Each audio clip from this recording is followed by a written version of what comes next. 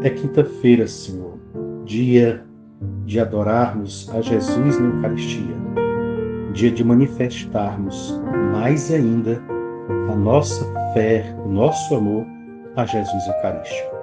Por isso, em todos os lugares, desperta os teus filhos e filhas à adoração, a oração silenciosa diante de Jesus sacramentado, para que assim, cada vez mais, nós sejamos comunhão viva para os nossos irmãos e irmãs. Por Cristo nosso Senhor.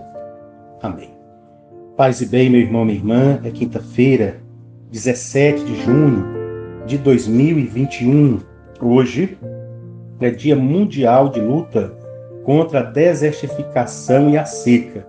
É Dia da Medicina Veterinária, Dia do Funcionário Público Aposentado, aqueles que tantos contribuíram para o desenvolvimento do nosso país. Na data de hoje, em 1991, foi o fim do apartheid na África do Sul. Olha só, tão recente, não é? O fim desta situação lamentável. Peço a você que deixe o seu comentário, que deixe a sua oração, o seu testemunho, que dê um sinal de que nós temos você aí como alguém que está rezando conosco o Evangelho diário. Lembrando que hoje o dia inteiro de adoração aqui na comunidade paroquial, Jesus sacramentado a partir das 6h30 com a celebração no salão social.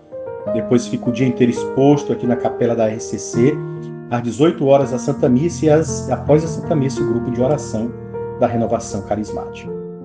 E hoje nós vamos partilhar o Evangelho de São Mateus, capítulo 6, do 7 ao 15, que diz: Naquele tempo, disse Jesus aos seus discípulos: Quando orardes, não useis muitas palavras, como fazem os pagãos. Eles pensam que serão ouvidos por força das muitas palavras. Não sejais como eles, pois vosso Pai sabe do que precisais muito antes que vós o peçais. Vós deveis rezar assim: Pai nosso que estais nos céus, santificado seja o teu nome. Venha o teu reino, seja feita a tua vontade, assim na terra como nos céus. O pão nosso de cada dia dá-nos hoje. Perdoa as nossas ofensas, assim como nós perdoamos a quem nos tem ofendido. E não nos deixeis cair em tentação, mas livra-nos do mal. De fato, se vós perdoardes às pessoas as faltas que elas cometeram, vosso Pai que está nos céus também vos perdoará. Mas, se vós não perdoardes as pessoas, vosso Pai também não perdoará as faltas que vós cometestes. Palavra da salvação, glória a vós, Senhor. Meu irmão, minha irmã, se não devemos rezar para sermos vistos pelas pessoas, como Mateus 6,5 nos diz, também não devemos rezar para sermos vistos por Deus. Como assim? O que é então rezar? Você pode se perguntar, nós podemos nos perguntar. Mateus nos presenteia aqui com uma espécie de decálogo da oração. Vejamos. Primeiro, rezar é um ato fundamental com o qual reconheço o meu princípio, Deus, como sendo o meu fim, Deus.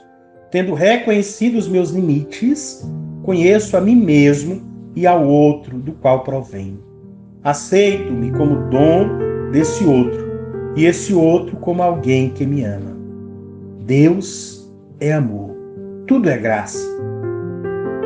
Então, assim, nós compreendemos esta primeira parte do decálogo. Segundo, rezar é ser eu mesmo, finito e aberto ao infinito. Animais se ajoelham no picadeiro do circo, mas só se o humano se ajoelha no palco da vida, perguntando-se pela própria origem e buscando o próprio destino. Só o homem, o ser humano, se ajoelha procurando o porquê da vida. O caniço pensante de Pascal é o único caniço orante sobre a terra. Terceiro, rezar é colocar-me diante de Deus, de quem sou imagem e semelhança. Diante de Deus posso ser o que não sou, mas diante dele só posso ser o que sou. A oração não é opcional, é nossa salvação, o encontro da nossa identidade profunda. não é um fechar-me em mim mesmo, mas um abrir-me àquele outro que me faz ser o que verdadeiramente sou. Quarto, rezar não é falar de Deus, mas a Deus com Deus. Muitos sabem falar de Deus, teoricamente, e é mais fácil. E não sabem falar com Deus, praticamente, que é o mais difícil. Rezar é olhar para Ele e deixar-se olhar por Ele. Não é preciso palavras. A troca de olhares é mais eloquente que todos os discursos do mundo. Quinto, rezar é diálogo. Respondo àquele que me chama pelo nome. Saio da minha casca, pois só existe realização na saída de si, no êxtase de si para o outro. Esqueço-me de mim mesmo para recordá-lo, para colocá-lo de novo, recordá-lo, no meu coração, acordar no coração. Rezar é alegrar-se em Deus, festejar em Deus, festejar a Deus. Assim, sempre aos poucos, que são leis da oração, ele se torna a minha vida, vida na minha vida. Sexto, enquanto a oração autêntica é tudo isso e faz tudo isso, a oração inautêntica falsifica a existência. A oração autêntica é o respiro da vida, daí a necessidade de rezar sempre. Está lá em 1 Tessalonicenses 5,17 e Lucas 18,1. E rezar em todo o tempo, Efésios 6,18. E em todo lugar, 1 Timóteo 2,8. Exprimindo o que realmente somos, exprimir significa apertar para sair. Sétimo, é preciso rezar com fé. Mateus 21:22. Com insistência, Mateus 7, do 7 ao 11. Com a naturalidade de um filho, Mateus 7:8.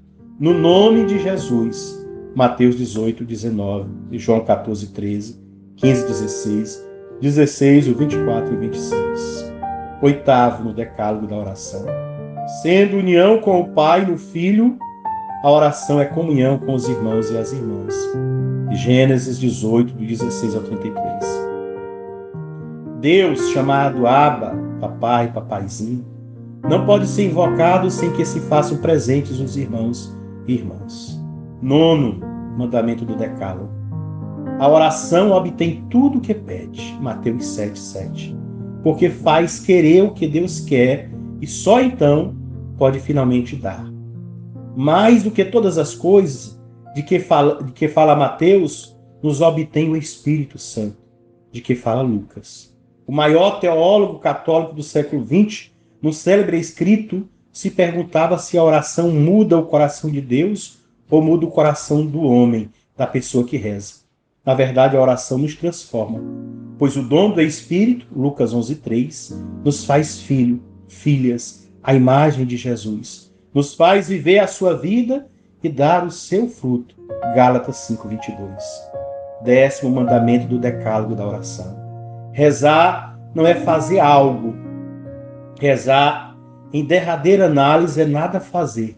Antecipação do repouso sabático em que o Senhor nos faz. Mas atenção, é preciso fazer oração, ou seja, crer e não rezar não é senão fé demoníaca.